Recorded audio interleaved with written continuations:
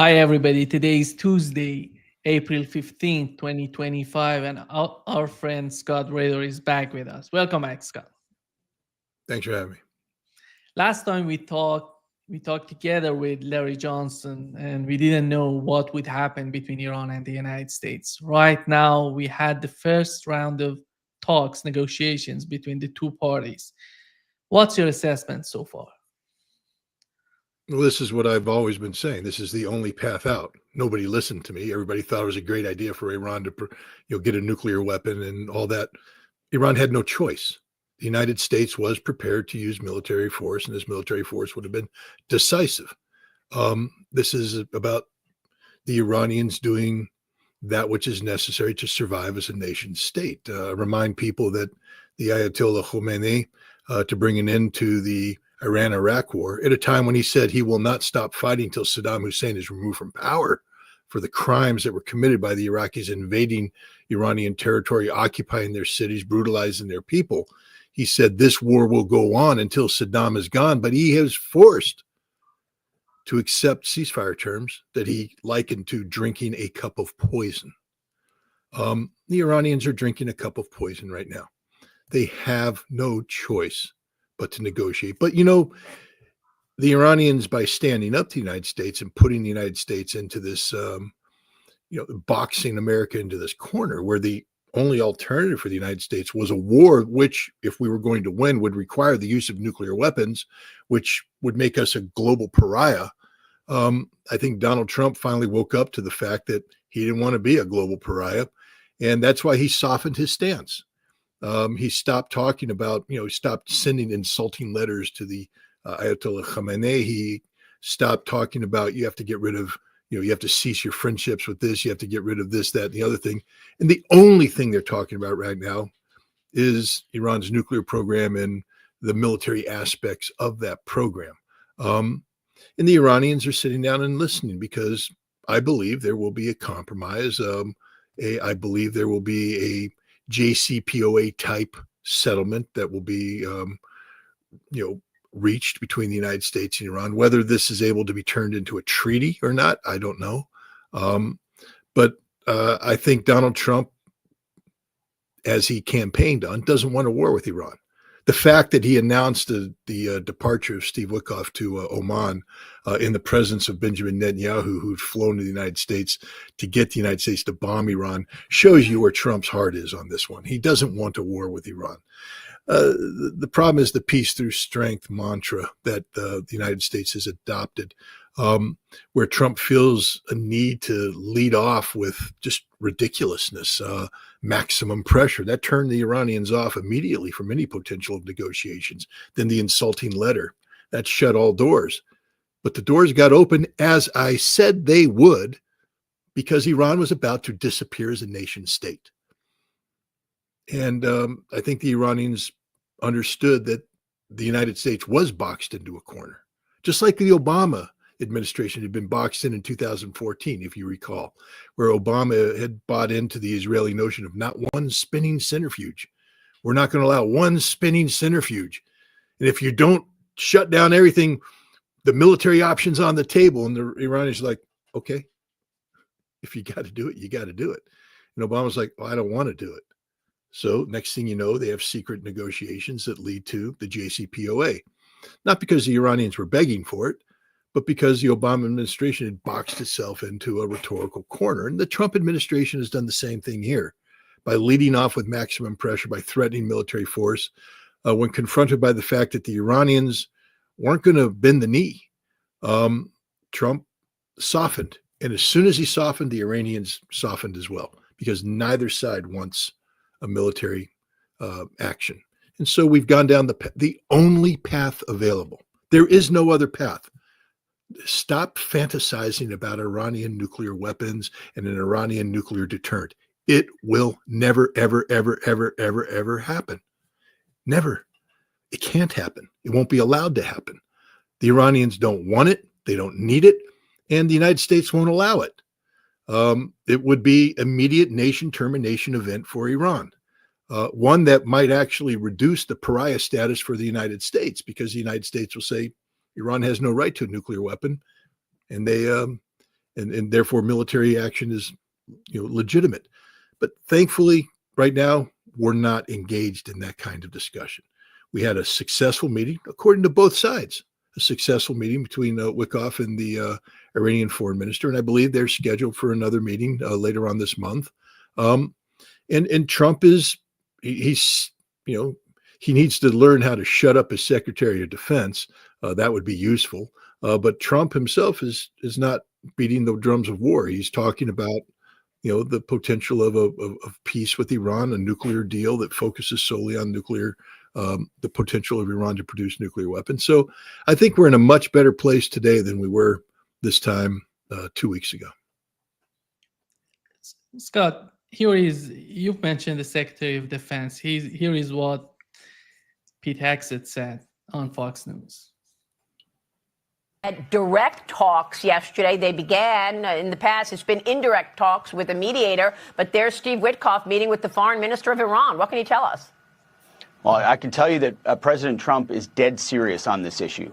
He's dead serious that Iran cannot have a nuclear weapon. He's said that for 20 years. He's been consistent. That is clear. He's dead serious that he wants it done at the negotiating table. He wants it done peacefully. Yeah. And that's why he's going straight to these talks. He set that deadline.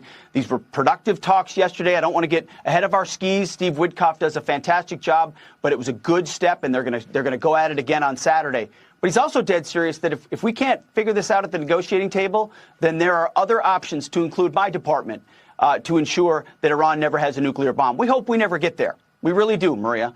But what we're doing with the Houthis and what we're doing in the region, we've shown a capability to go far, to go deep, and to go big. And again, we don't want to do that. But if we have to, we will, to prevent the nuclear bomb in Iran's hands. The problem, Scott, is not just Pete Hegseth, it's the Marco Rubio as well. And these people are not helping Donald Trump. They're somehow destroying everything that Donald Trump is working on and is planning for. And how do you see these people, and comparing them with Wickoff, with which I do believe that he has much more? They're talking about he's a businessman, he's not that much deep in the geopolitical issues, but after all, he's much more, he's wiser than these two people who have the main positions in the Trump administration. Where to begin? Look, we know that Marco Rubio is not Team Trump. We know that. Marco Rubio hates Donald Trump. We know that. So whatever transformation that's taken place for Rubio to become Trump's Secretary of State, this is cosmetic in nature. At the end of the day, Marco Rubio is Marco Rubio, a neoconservative to the core who wants war with Iran and doesn't want peace with Russia. That's his core value. And suddenly he's been called upon to front for different policy objectives.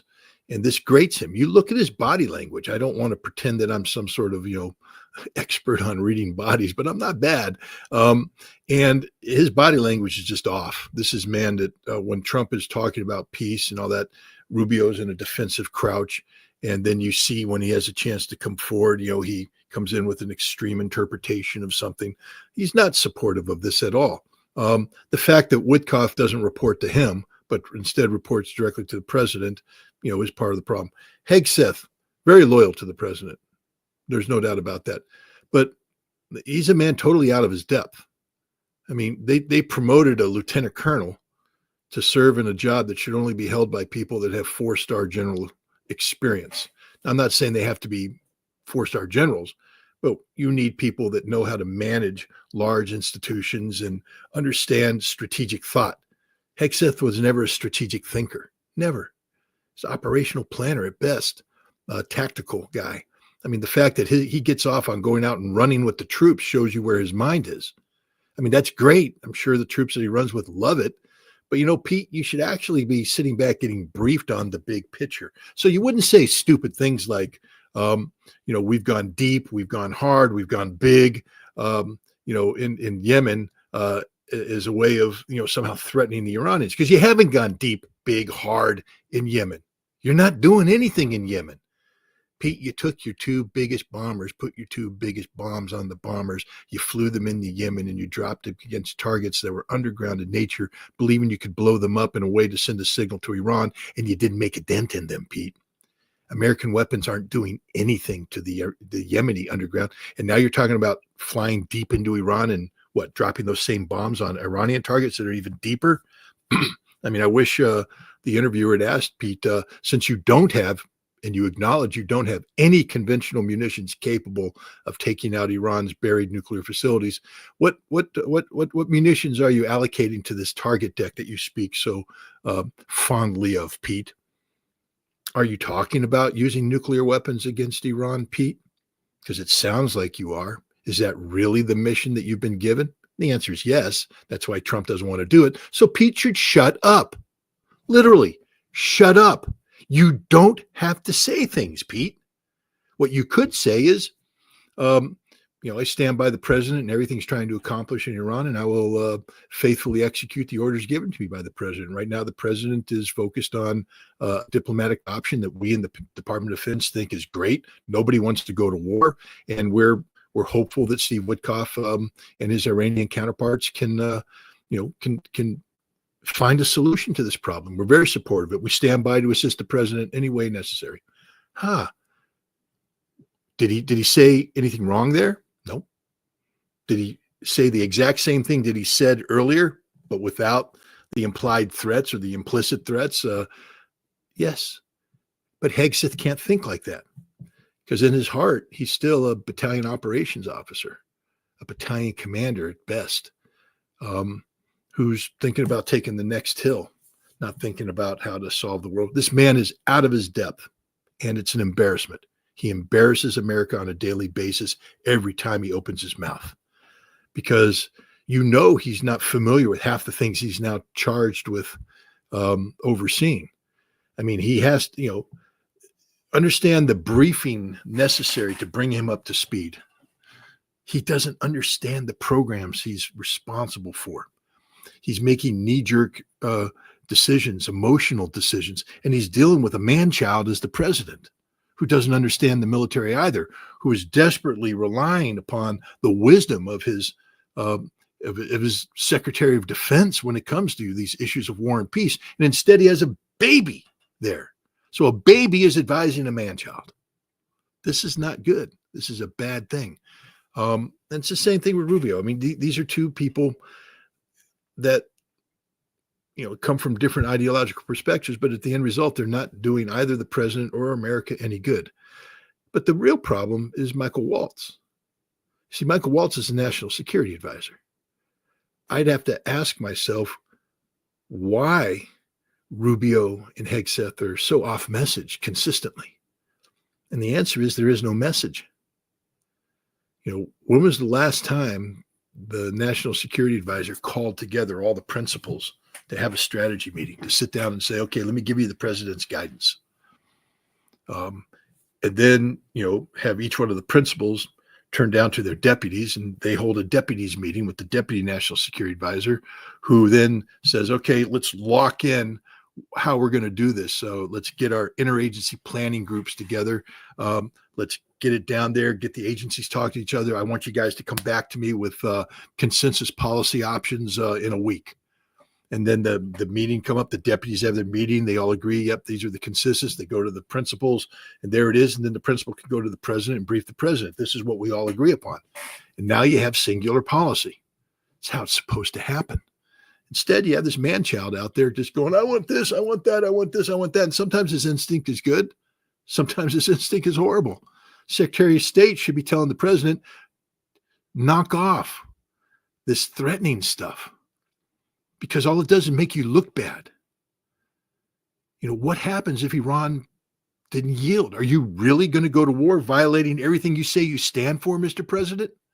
But Rubio's not, because Rubio wants him to go to war. So Rubio's like, keep it up, Mr. President. Keep up saying stupidity so you fall and you fail.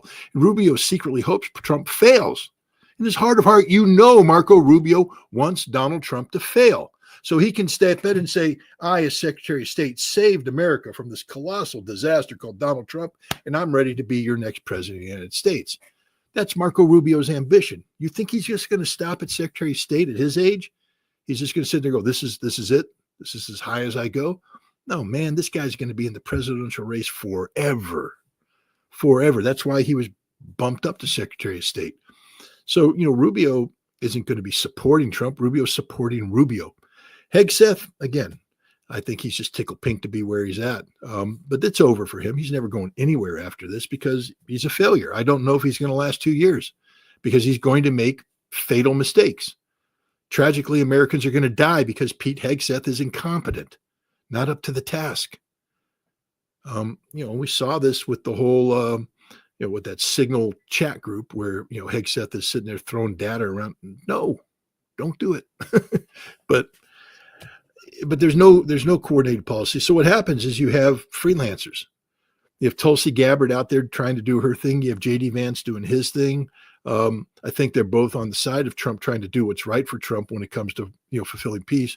You have Hegseth who just wants to go to war. That's all he wants to do. And you have Marco Rubio who just wants to be president of the United States. So he's going to undermine Trump at every chance he gets. And therefore you have no policy. You just have a president who wakes up every morning and tweets out. I mean, to be honest, instead of the national security advisor, calling people in and reminding them of the policy priorities that have been set and setting the agenda, everybody wakes up in the morning, goes to their social media and says, what did the president put out on, what is it, Truth Social that he's on? That's how we get policy in America. We have to wait for the president to tweet. Guys, that's not how it's supposed to work. That's not how it's supposed to work. And yet that's what's happening here. People are waiting for the president to tweet. This is a system that's out of control, and it will eventually come back to haunt the president. He may get 1 or 2 victories out of this, but unless he brings it under control, the competition that isn't being coordinated, it's okay to have a cabinet of people that don't get along. I mean, Abraham Lincoln famously put one together during the Civil War, people that didn't get along, but he managed it. And he had Secretary of State who managed these people and held them in. And we don't have anybody managing this Trump disaster right now. This is literally the most powerful ship in the world sailing on the ocean, and nobody's at the helm. It's just sort of going where it wants to go. As you mentioned, I think the key is the Secretary of State, Marco Rubio. I see him getting to the same path and just, it's so similar to what Mike Pompeo was. In the beginning, he was somehow coordinating with Donald Trump. Then as time went by, he just separated himself from Donald Trump, and finally he was one of the worst enemies of Donald Trump within the administration. Yeah, that's Rubio right now. We just saw this morning Rubio, at a time when the president is, on Sunday, the Russians hit Sumy with 2 Iskander missiles. And according to the Russians, they hit a gathering of military officials, including some of the senior officers who were responsible for the invasion of Kursk back in August. It was an award ceremony, and the Russians killed about 60 of them and some of their Western advisors. And if this is true, this is a major victory for the Russians. Tragically, civilians died as well. The Ukrainians admit that there was a military award ceremony and that the official in charge invited civilians to be present. So this is sort of like a human shield kind of thing, whatever. Tragic, but it's war. But the Russians have sort of fumbled the information warfare aspect of this, expecting people to accept at face value what they say without providing any evidence to back up their assertions. And therefore they've opened the door for people in Europe and the Ukrainians to take control of the narrative. This is like Bucha all over again. Like Bucha, I knew the day Bucha happened who did it. Everybody knew who did it because the Ukrainians broadcast who did it. You have the Safari unit on their webpage saying, we're coming in, we're going to cleansing operations. You have videos of them shooting people that don't have the right armbands on. You have a statement by the mayor, stay indoors, don't worry about the shooting. It's just cleansing operations. Don't worry about it. So you knew what happened. And the Russians were like, no, that wasn't us. We were out of there. We were doing our thing. We were retreating. It's very bad. And then the Ukrainians, together with the West, put on this huge PR campaign and seized the narrative and used Bucha as an excuse not to implement the Istanbul communique. So what we have now is the Europeans and the Ukrainians trying to do the same thing, to use Sumy as an excuse to prevent Trump's peace plan with Putin, to bring it down. And this is a time when the Trump administration needs to rally around the president and only feed off the president's lead. Instead, he's getting horrible advice. And again, this president has diarrhea of the mouth. He doesn't know how to shut up. So he says, well, this was a mistake. The Russians made a mistake. No, they didn't, Mr. President. They hit a target. And if you got briefed by your intelligence people, they tell you what the target is. But instead, you go with whatever is whispered in your ear and you're saying things. And now he's sort of backed away. He's not talking about that anymore, just the need to bring it into this conflict. But Rubio, the disloyal person that he is now working with Keith Kellogg, who's an idiot, who at the same time that Steve Wickoff goes, Kellogg, again, how's this for team player? Wickoff flies to St. Petersburg, has a remarkable 3.5-hour meeting with Vladimir Putin, where they actually lay out in very stark terms what is necessary for Russia to move forward aggressively on peace. And it's basically total Russian control of 5 territories: Crimea, and then Kherson, Zaporizhia, Donetsk, and Lugansk. And if once you do that, the Russians, I think, will have some flexibility on the other stuff. But that's a prerequisite, non-negotiable, etc. So Witkoff comes back and goes, yeah, Mr. President, if we do this, I think we got smooth sailing. So what does Keith Kellogg do? Immediately publishes his stupidity of a map about partitioning Ukraine up into some sort of occupation zones with a 18-mile buffer zone and occupation forces. Who authorized that? And now you have Rubio working with Kellogg to work with the Treasury Secretary. Just in case this fails, Mr. President, we're ready to we're going to sanction them to death, Mr. President. We're going to give you a full range of options to hold Putin accountable for the failure. Well, the president ain't talking about failure. He's trying to work towards success. But this is Rubio, Kellogg, and the Treasury Secretary all undermining the president in public. In public. Again, Donald, this is where the National Security Advisor needs to call them in and say, tell me why I shouldn't go to the president right now and demand your resignation. Because I'm going to tell you what, if you don't give me a good answer, I'm going in there. It's either going to be you or me. One of us is leaving here without a job. And it ain't going to be me. You traitorous son of a bitch. Why shouldn't I have you arrested right now for undermining the foreign policy of the United States? Just things like that. Just be right in their face. Keith Kellogg. Hey, guess what, Keith? Good news. We're bringing you back to be a 4-star general. Put on your uniform. Bad news. We're court-martialing you for treason.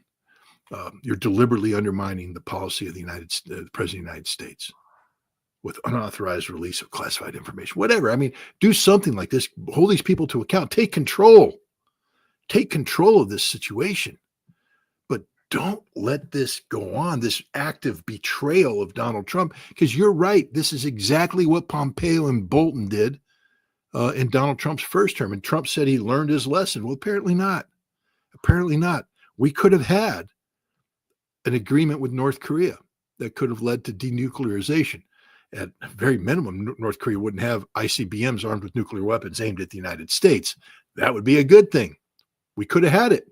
But Pompeo and Bolton stabbed the president in the back. Stabbed him in the back. Sabotaged it. Treason. Literal treason. And now we have Rubio. Little Marco Rubio working with, the Treasury Secretary and Keith Kellogg doing the same thing, stabbing Donald Trump in the back. And Michael Waltz isn't doing anything about it, isn't taking control. This is a dysfunctional team, which may be the way that Donald Trump wants it. Maybe Trump is happy waking up in the morning, making everybody respond to his tweets. But that's not the way to run a country, and that's definitely not the way to manage the national security affairs of the world's most powerful nation.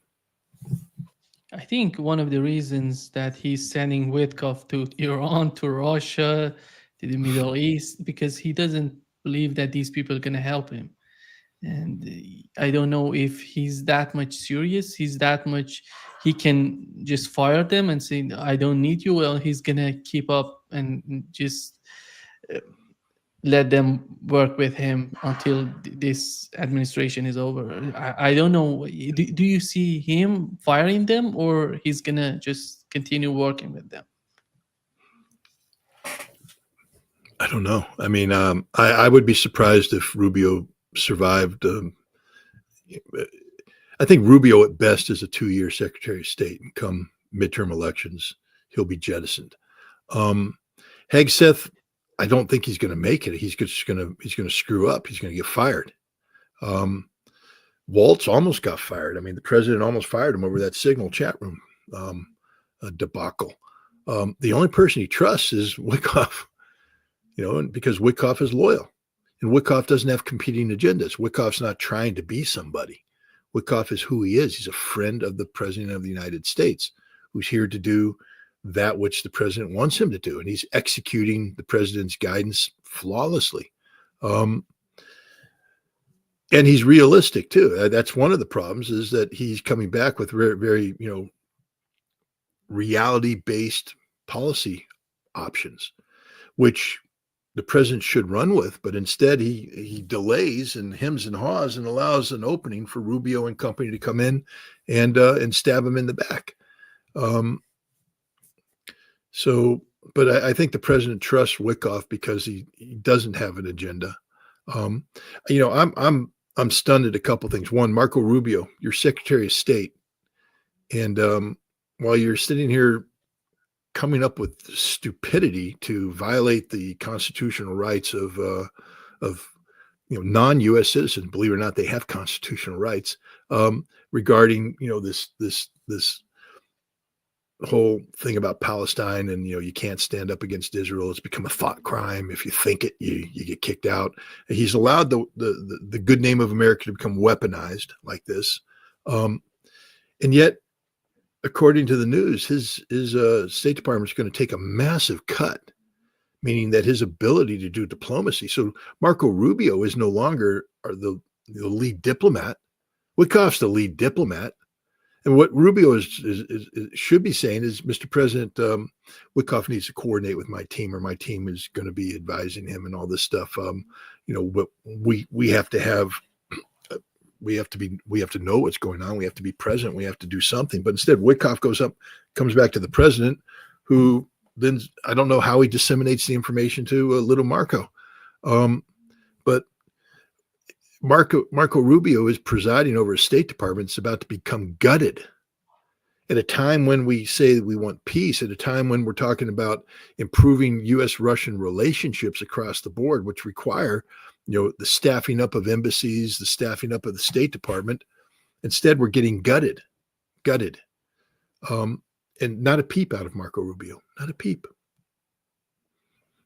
I mean, this is insane. We need more diplomacy. Pete Hegseth came in and talked about, we're going to take a 5% cut in the defense budget for the next 5 years, or maybe a 7% cut. I don't know what it was, but it came up to basically at the end of 5 years, you'd have 40% cut. And now we're turning around. No, we're going to have $1 trillion defense budget. Where's the cut? I mean, there's just a disconnect here. There's not consistency in policy, and it's bad for America. Again, leading with the fist, and keeping the velvet glove of friendship is being put off and put into a drawer. This is insane. Total wrong priorities. But there's no policy. That's the problem. And we can blame Rubio, but you knew what you're getting when you bought Mark Rubio. The problem is the president. The problem here is the president of the United States. He's a man-child that has no discipline, and he's unable to assemble a team because he's never had to have a team. His whole thing is you're fired, the apprentice type comp. He's never had to control a team and make the team work together with common objectives. And he's brought people into his team that don't know how to do it either. Pete Hegseth, what the hell is he doing there? I mean, I have to be honest. If someone came to me and said, Scott, I want you to be Secretary of Defense, I said, no, you don't. No, you don't. I've never operated at that level. I could advise the Secretary of Defense on certain things, but to manage the Department of Defense, an $800, $900 billion to $1 trillion enterprise that has such complexity across the board. No, I can't be Secretary of Defense. You need somebody who's managed a CEO or a 4-star general, somebody with that large scale management experience, who's familiar with the Washington D.C. bureaucracy, comfortable with, how the system works. But you bring in me, you're going to get, a guy who, on his best day commanded, a couple hundred inspectors on the ground in Iraq. It was complex. It was difficult. I'm proud of the work I did, but that ain't the same thing as running a corporation or running a Department of Defense. And I know that. So, why didn't Pete Hegseth just say, Mr. President, I'm not the man for this. Make me the Assistant Secretary of Defense for, special operations and low intensity conflict. I could do that. But no, as the Secretary of Defense, Mr. President, I'm just not up to the task. I'll fail you, and I don't want to fail you. I want you to succeed. But he went with it. And he went with Marco Rubio as the Secretary of State, a man who literally doesn't believe in anything Donald Trump believes in. And now he's representing Trump and the United States as our nation's lead diplomat. This is just bad stuff. It's the president's fault, 100%. Scott, here is what Wickoff said in his interview about the talks he has done with Iranians on Fox. Peace through strength, it resonates throughout the world. It's the very good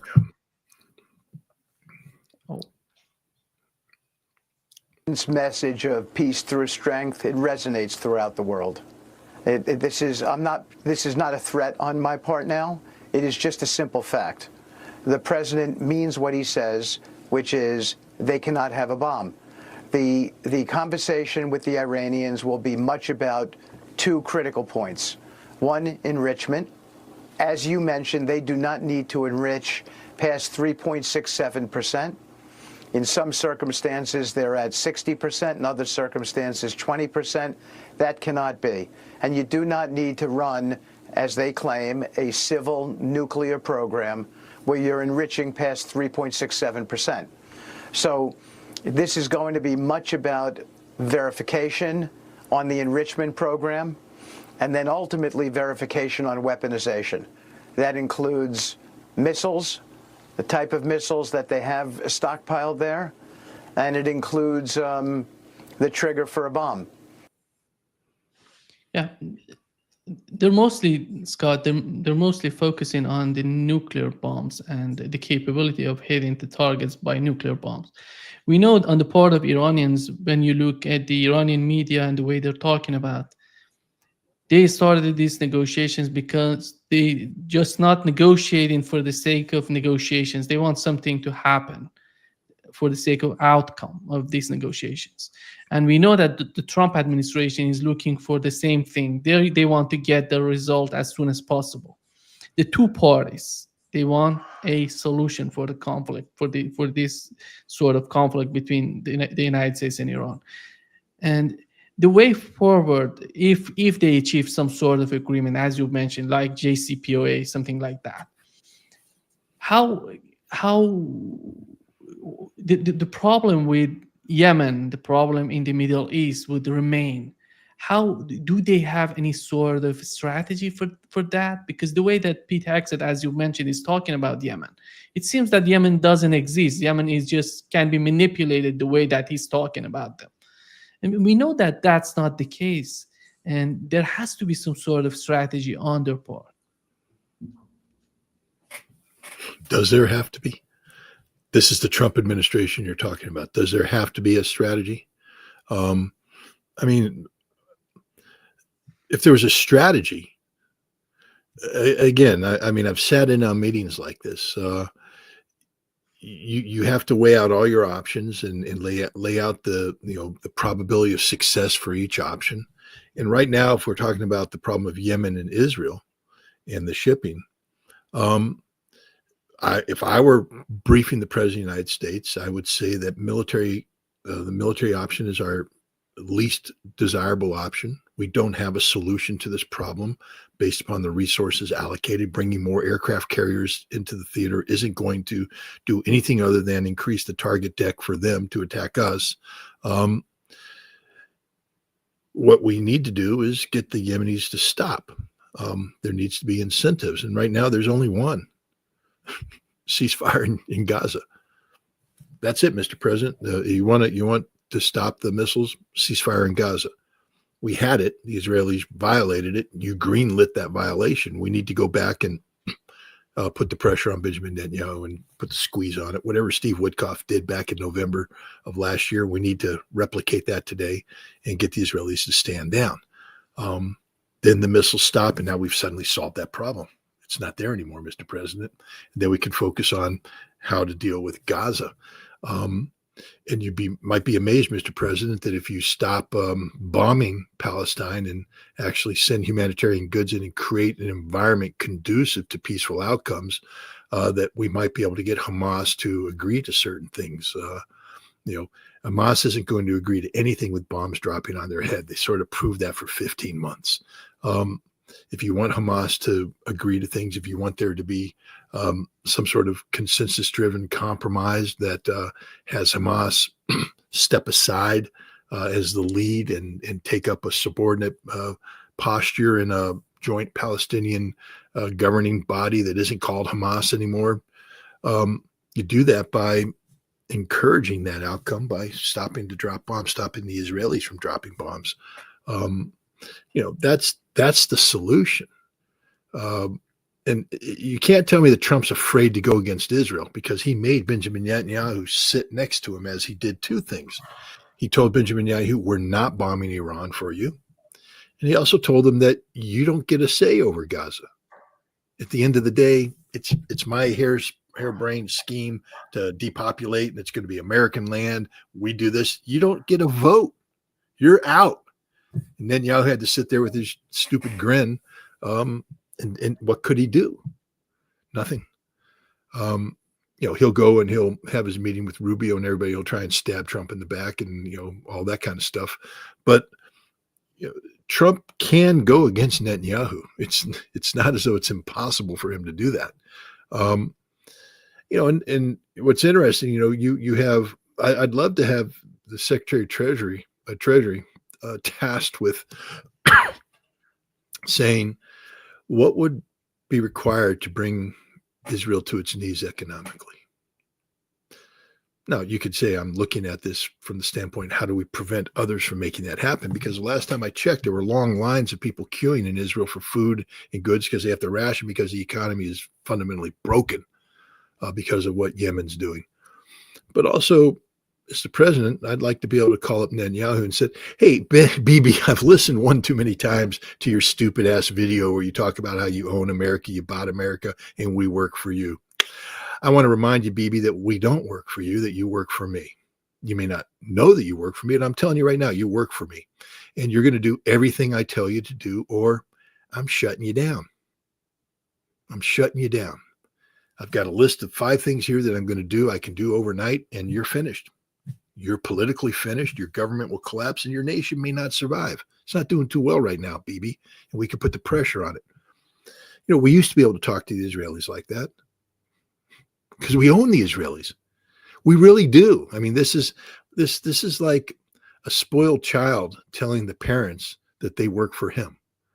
As long as the parents want to listen to the spoiled child, then it looks like the spoiled child is in charge. Mommy, Daddy, buy me an airplane. Oh, we don't want our baby to cry. We buy him an airplane. But the baby can't buy an airplane. Mommy and Daddy have to buy the airplane. Mommy and Daddy have to do everything. Israel's the baby.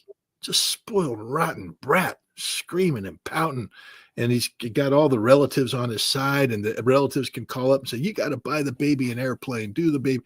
But at the end of the day, the baby can do nothing. That's Israel. They literally can do nothing without us. Nothing. They don't live without us. They don't survive without us. They don't function without us. But somehow we become a nation of, parents that have caved into the spoiled brat. But all you have to do is tell the brat no and mean it. And it's time we start doing that with Israel, because this is the national security of the United States that's at stake here. Why we're continuing this ridiculous bombing campaign in Yemen.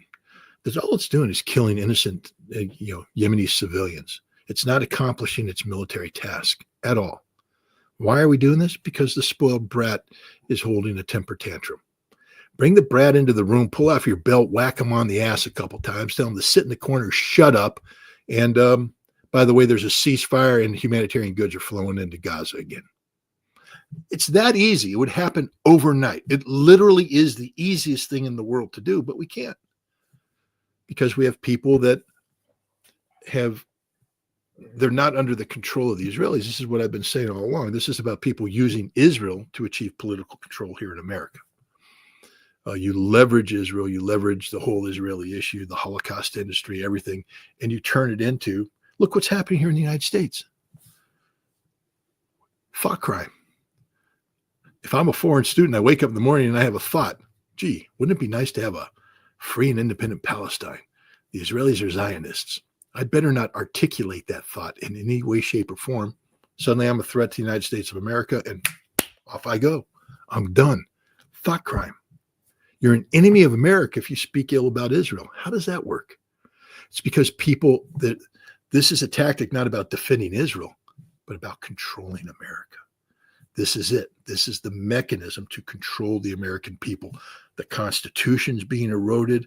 Our freedoms are being eroded. Everything's being eroded. And remember, this is the president who signed executive orders. I believe in free speech. I will defend free speech. I will not weaponize.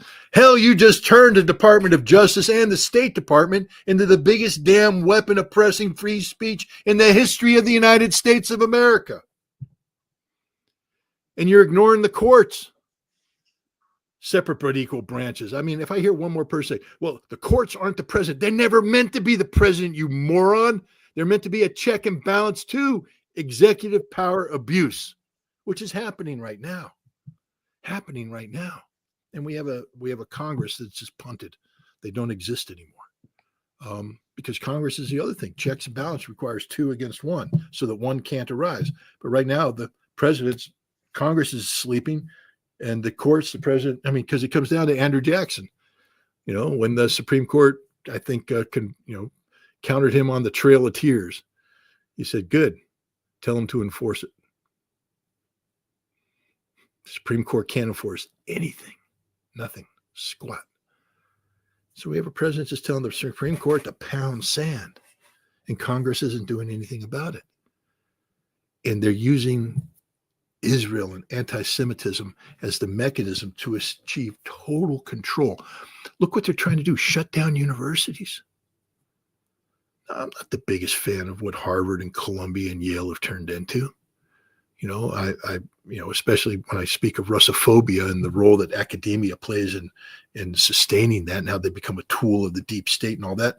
That's all that. But they have the president, the executive branch, dictating academic policy to academic institutions and threatening them with not just financial disaster, but to send actual armed agents in and pull people out. This isn't the America that I put on a uniform to defend. I don't defend an America where jackbooted, face masked thugs pull people off the street for the crime of writing an op-ed piece. Hey, Marco Rubio, if you're scared of an op-ed piece, you're not much of a man to begin with. In the battle of ideas, when people have the courage to put their ideas out there, your response should be better ideas. You shouldn't be afraid of a debate. But when you collapse down to where you have jackbooted thugs seizing people, shipping them off, violating their rights, due process, hell, seize them in New York, send them to Louisiana to some dumbass judge who will sign anything because she's too stupid to live. I mean, this isn't the way our system's supposed to work. They're gaming the system because they're scared. Because at the end of the day, you can't defend Israel logically. There's no logical defense for genocide. There's no logical defense for Zionism. But what they've done now is they've elevated these crimes so much, and then they said you can't criticize it. That's anti-Semitism. And if you criticize it, you're now anti-American. We've equated Zionism with American values. This is the death of America. Right here in front of us, we're watching America be eviscerated before our very eyes. And it's a travesty, but Israel doesn't control anything. This isn't being done by Israel. This is being done by Americans to control America. And you can't blame it on the Jews. Oh, there's Scott blaming everything on the Jews. No, the majority of the people doing this are evangelical, Christian Zionists. It ain't the Jews doing this. It's Christians doing it. Because at the end of the day, Christians are fully capable of being every bit as fascist and, anti-American as anybody. But this is a very dangerous period in the history of America. It's not about Russia, Ukraine, or Iran, Iran and all that. Hell, we've been in situations where we've almost gone to war before. It's about what's happening internally. We've never faced a threat like this. We've never faced a threat like this. And we don't have a solution to it. The American people are cowed into submission. We're fundamentally divided. That's part of the genius of this whole operation, to divide America, so that when those who speak out now against what Trump is doing, you're told, oh, you've got the, Trump delusion scenario, your derangement scenario, TDS. So you're just against Trump. You're just upset Trump won. Well, what if I voted for Donald Trump, supported what he claimed to be doing, and am vociferously opposed to what he's doing constitutionally right now? Do I have TDS? Am I somebody who just doesn't want Trump to say, I want Trump to succeed like you've never seen, because I believed in his platform of peace, but I'm not willing to sacrifice the essence of America to achieve whatever the hell Donald Trump wants to do, because whatever Trump's doing globally, we'll eventually have another president, and foreign policy changes and all that. I'd love to see us have lasting good relations with Russia. I'd love to see us get better relations with China, great relations with Iran. I'd love to see all that, and I hope it happens. But not at the expense of losing free speech and a free press here in America. Not at the expense of creating the thought police, which is what ICE and the State Department have become. When you have people scouring the social media to see if you've tweeted anything mean about Israel and using that as a determining factor whether or not you get to be in the United States, that's problematic. Free speech is free speech. And we don't have it anymore. It's under assault right now.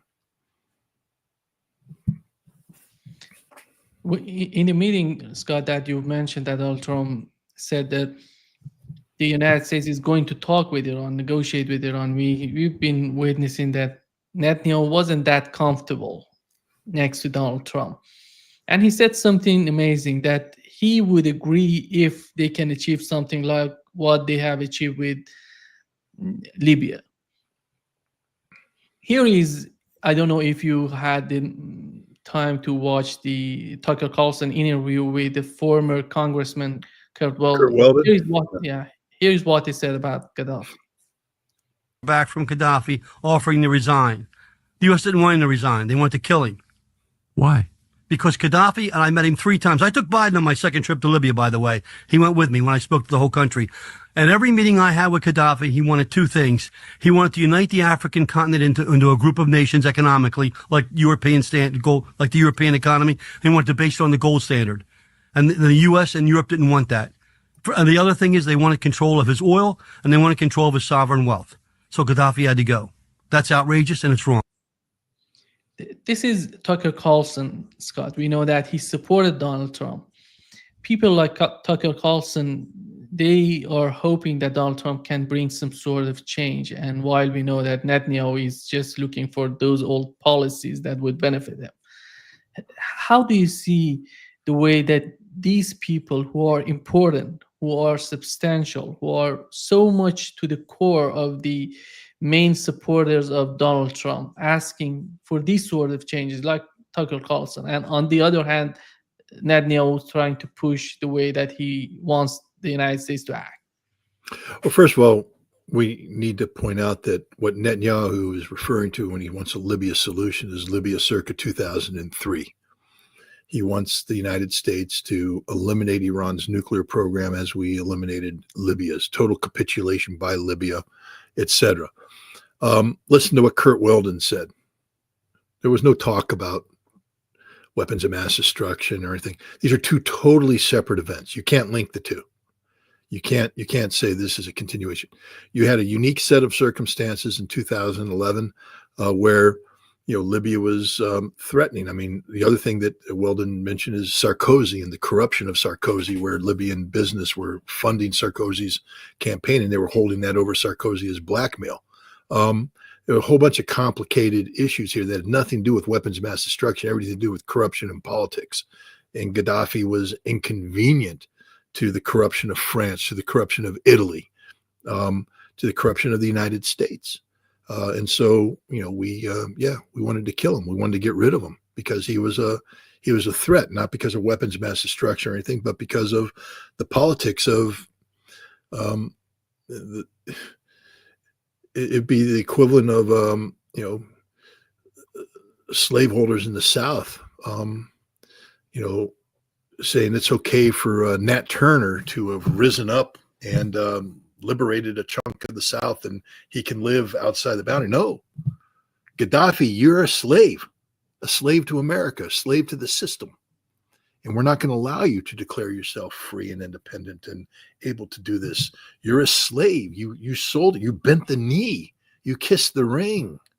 You belong to us. You marched to our beat. And now you're rising up saying, no, you want a gold standard African currency.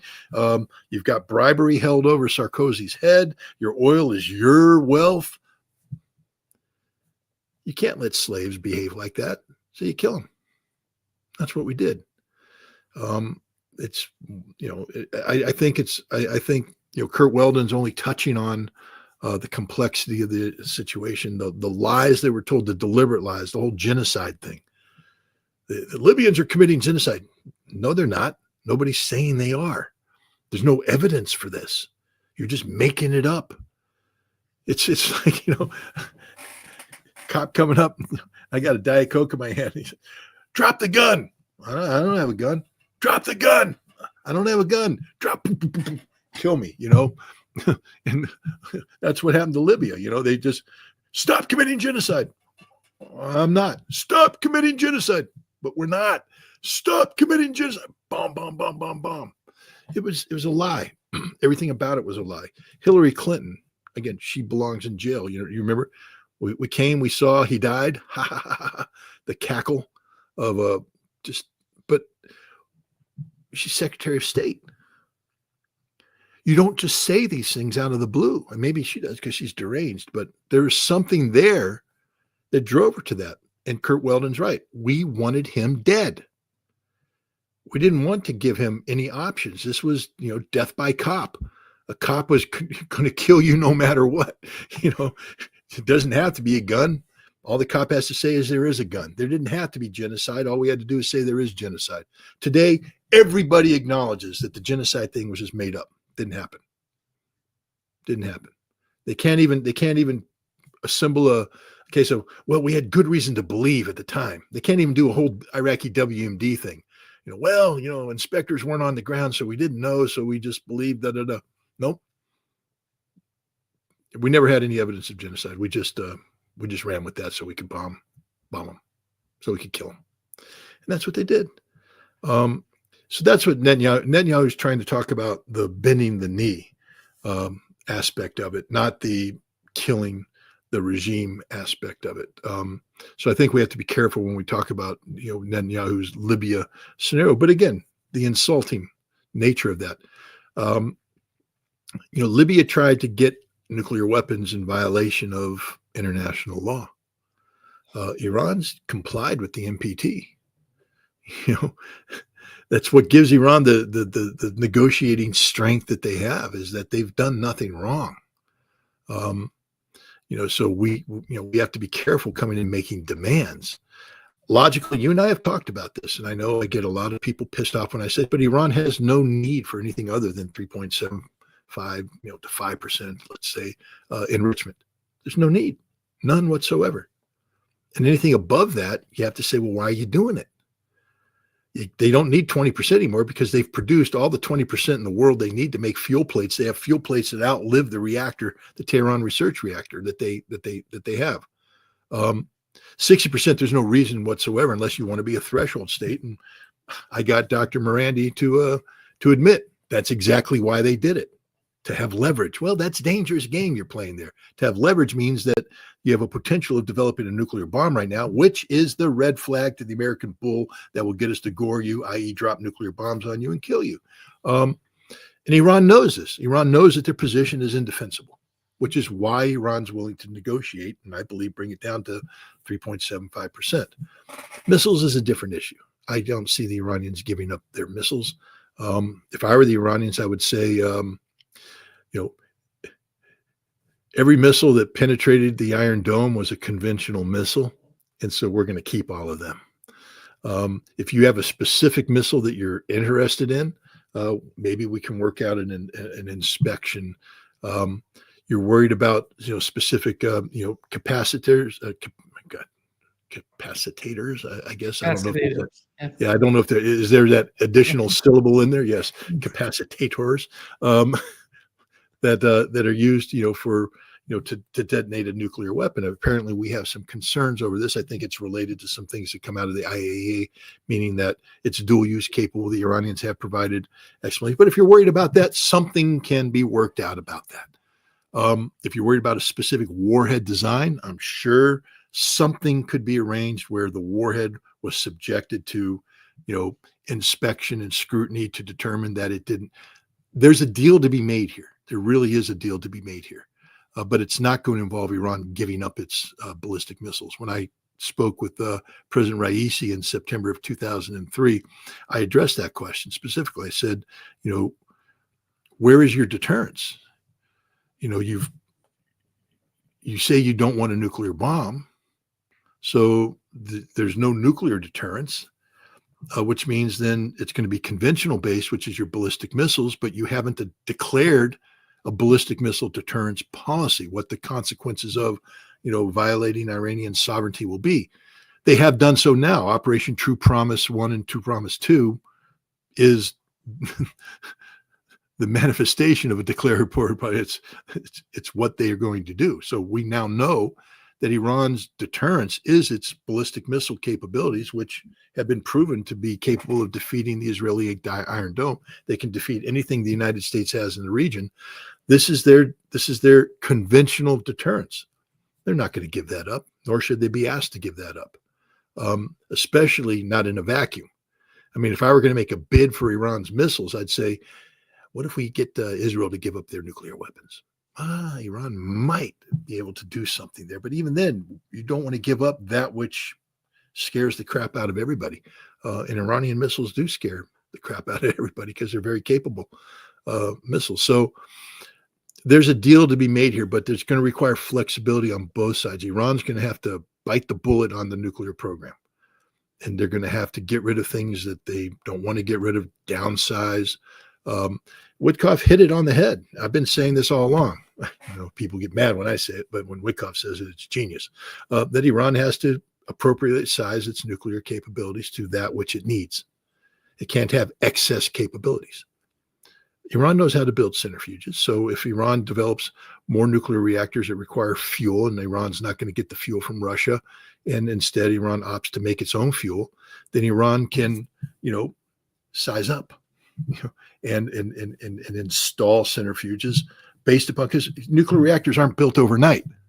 So if you sign off on the nuclear reactor, you go to the IAEA and say, okay, at the same time, we're going to be bringing up the following centrifuge halls. We're going to time it so that The centrifuge halls are here. They're producing the fuel so that when the reactor is ready to be fueled, we have sufficient fuel ready to go in the reactor. So it's all part of a scheme. See, that's appropriately sized nuclear program. I think that is the best Iran can hope for, is an appropriately sized nuclear program. That's so much better than Obama's not one spending centrifuge, by the way. It respects Iranian sovereignty. It allows Iran's scientific base to continue to exist, not shut it down. But it also alleviates the concerns. And I know the Iranians get mad when I say this, but the moment you said you're a nuclear threshold state, you made a fatal mistake, because that means we're always going to view you as a nuclear threshold state, always view you as a nation that has at least thought about leveraging nuclear capability into a potential nuclear weapon. And that's why you've got to be downsized. That's incompatible with any notion of regional peace and security. Iran can't have a nuclear weapon. They're not allowed to have one. They say they don't want one. So why put yourself in a position where you can leverage nuclear capacity into a potential nuclear weapon? Unacceptable. Now, again, the entire internet's going crazy right now. Scott Ritter's insane. He's screw you guys. Because if you were right, there wouldn't be negotiations right now. You're wrong. I'm right. There are negotiations because that's the only way out of this. It's the only way out of this, and Iran knows that. But it's up to Trump also to be realistic here. That's why I like Steve Wickoff, because he will be realistic. He will listen. Who could have thought? Could you imagine Joe Biden, anybody in the Biden administration coming back after meeting with the Russians, first of all, even meeting with the Russians, but coming back and saying, hey, Mr. President, Mr. Biden, all we have to do is give the Russians Crimea, Kherson, Zaporizhia, Donetsk, and Lugansk, and everything will be okay. And Biden be going, well, we can't even consider that. That's outrageous. Why are you even bringing it up? Witkoff's realistic. So just the same way, he I think will come back and tell Trump, I can get you a deal that gets it down to 3.65% appropriately sized nuclear program. We're not going to get rid of their missiles, but we might be able to get some inspection-based stuff in there to, deal with the military aspect, any transition. Because again, the Iranians are their own worst enemy. When you say that you're a nuclear threshold state, when you have officials saying within a matter of weeks, we can bring all the pieces together to create a weapon deployed on a missile, that means you've done some work on the warhead. It means you've done some work on the warhead. It means you've done some work on the warhead. We know it means you've done some work on the warhead. So those warheads can no longer exist. So it's going to require some work on that aspect. But I think a deal's there. A deal's ready to, and both sides want this deal because the alternative is bad for everybody. Bad for the United States, bad for Iran, bad for the region, bad for the world. Yeah. Scott, here is what Wickoff said about his latest meeting with Vladimir Putin. Urging. I do. This is the third meeting I've had with him. This last meeting lasted close to 5 hours. We had two of his key advisors in the room at the time, Wickoff and Kirill Dmitriev. And it was a compelling meeting. This peace deal is about these so-called 5 territories, but there's so much more to it. There's security protocols. There's no NATO, Article 5. I mean, it's just, a lot of detail attached to it. It's a complicated situation, rooted in some real problematic things happening between the two countries. And I think we might be on the verge of something that would be very, very important for the world at large. Yeah, he shows that the way that he's talking about the negotiation, the talks, that it shows how deep Russia is talking with them and how they're getting to the root of the problem. And he's optimistic about the future of the talks, but how do you see it so far? Do you think that Can we have a deal with Iran, with Russia? That would be hugely beneficial for Donald Trump and his administration if he can do that. In case of you, as you remember, we talked about the situation in Ukraine before Donald Trump come into power. You said that the easiest conflict to be solved is Ukraine. And here is, we are talking about Ukraine. And how do you see the way that Donald Trump is dealing with? Again, by allowing Wickoff to take the lead, it's a very good step. It'd be nice when Wickoff brings his message back that there was a national security team ready to receive this message and staff it and act upon it and such. They're not. I mean, there's a disconnect between the State Department, Department of Defense, even within internally. Are we providing intelligence support to Ukraine? Are we continuing to ship weapons? Are we continuing to sanction Russia? Because these are different mindsets. If your mindset is how to sanction Russia, then you're not thinking about the economic opportunities that Wickoff talked about. And Kirill Dmitriev is brought in for a specific reason. You know, he's not the security guy. He's not talking about Ukraine. He's talking about post-Ukraine. How the United States will benefit from a relationship with Russia, what the opportunities are for our two nations to work together. And this is important stuff. Ushakov, on the other hand, he's the security guy. I mean, he's the advisor. But Ushakov's job's made easier. Again, just to remind everybody, the peace deal is already done, Nima. It's done. It's called the Istanbul Communique. And the Ukrainians already agreed to things in there. They were ready to sign off on that in 2022. All Putin said is that there are new realities. What are those new realities? The 5 territories. Those are the new realities. When Wickoff says we solve the 5 territories, we have a peace deal, it's because the Russians have said, you do that, the peace deal that was on the table ready to go is the one we'll go with. All those details in there. Now, Europe doesn't like that, so they're coming back with some counter proposals and complicating things. But again, if Trump took the bull by the horns and literally just said, yep, we've come to a deal with Putin. It's basically the Istanbul Communique, updated 5 territories. This is the peace agreement. Thank you, Vlad. We got it from here. Zelensky, get the hell out of here. You're fired. Bring in somebody new. You're signing this. You don't have any options. Europe, shut up. Literally that. I mean, I can shut up this future chancellor of Germany in a heartbeat. They shut him up instantly. Hi, yeah. Look at the U.S. Embassy. Can you see it? You see the flag going down? Yeah, we're done. We're unplugging. We're finished with you. Until you leave, until the German people eject you, we have no relations with you anymore. You're an enemy of America, and we're going to treat you as an enemy of America from now on, because what you're doing is opposing a peace that is essential to our national security. We've deemed you to be the number one threat. Hey, German parliament, we're sort of serious about this. Check your banks. We've shut them down. We've shut everything down. Oh, yeah, your diplomats, they've all been arrested. We had the FBI storm the German embassy because you are an enemy of America now. We've arrested everybody, and we're putting them on airplanes, flying them to a neutral third-party country. You want to play ball? Let's play ball, because that's where we're at right now. Germany thinks they can oppose us. How? How do they think they're going to do this? How do they not understand that they're promoting World War III? I mean, this is what I'm trying. Your audience goes, Scott, that's just ridiculous. Guys, we're talking about World War III here. Literally. Okay, this is the end of it's not a joke anymore.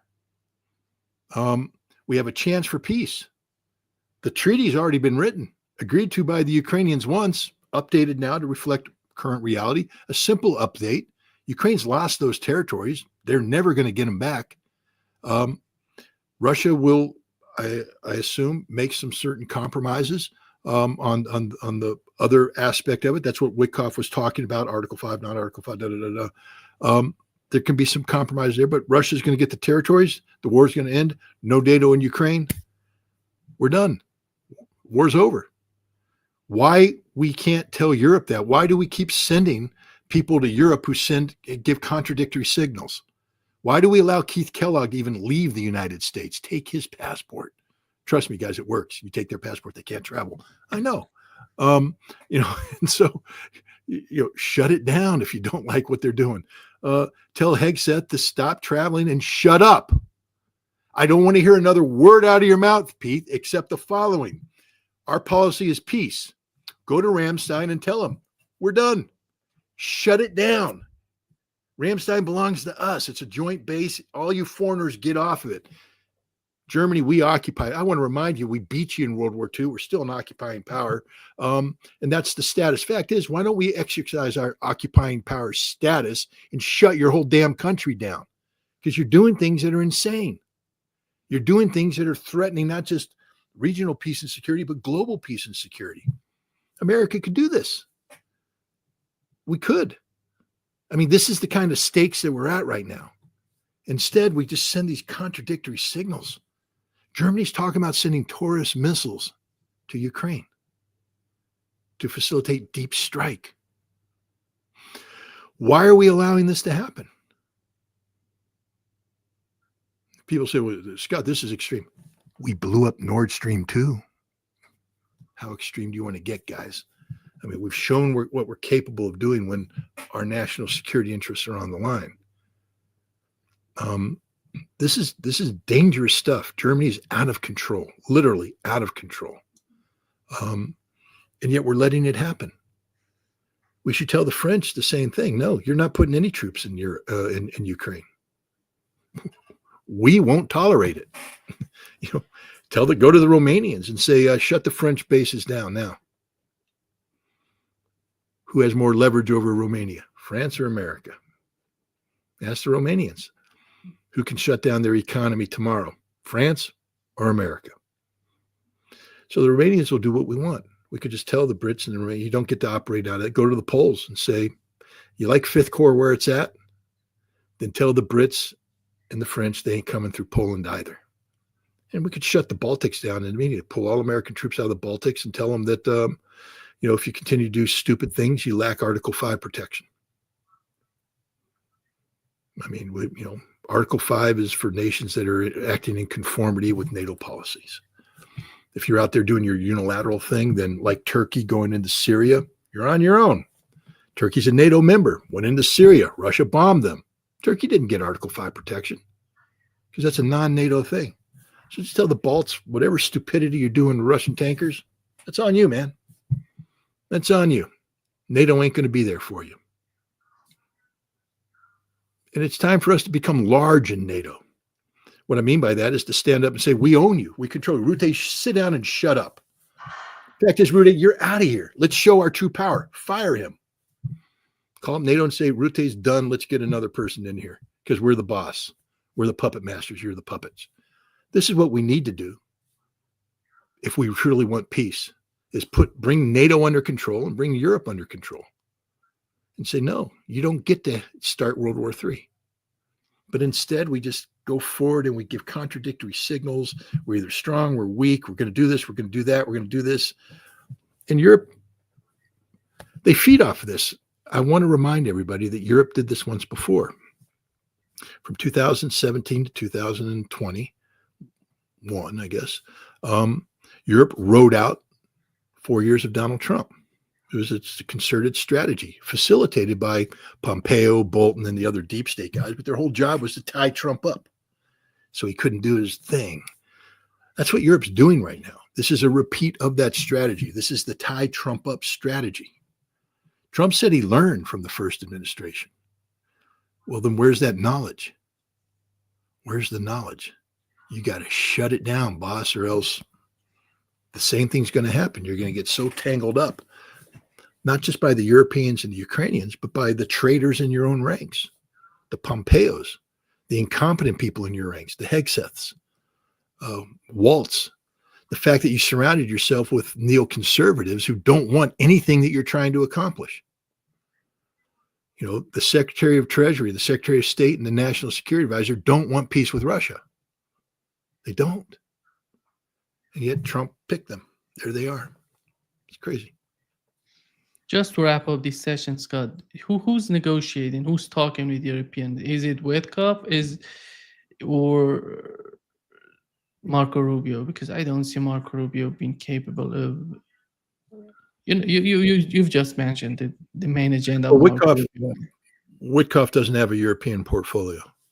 Wickoff flies to Moscow, flies to St. Petersburg, flies to Oman, then comes back home and briefs the president. But he doesn't go on a feel-good tour in Europe trying to tell people what's going on, because he works for the president of the United States.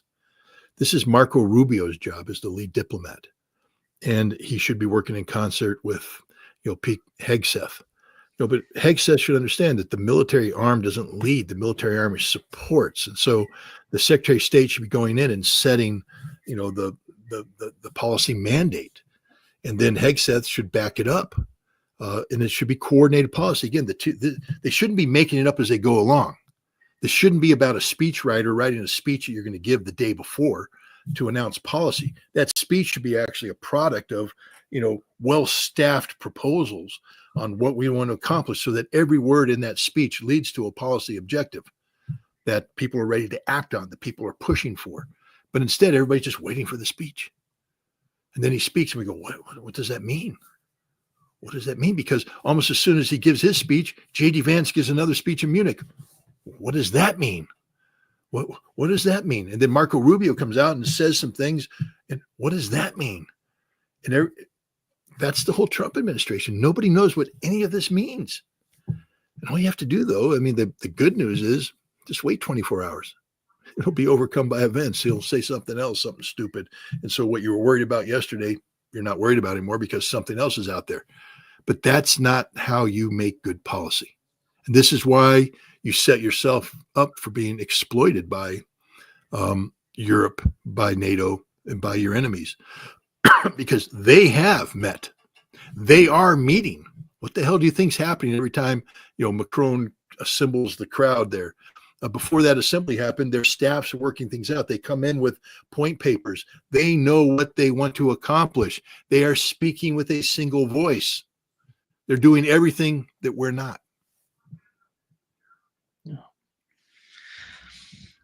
Thank you so much, Scott, for being with us today. Great pleasure as always. Thanks for having me.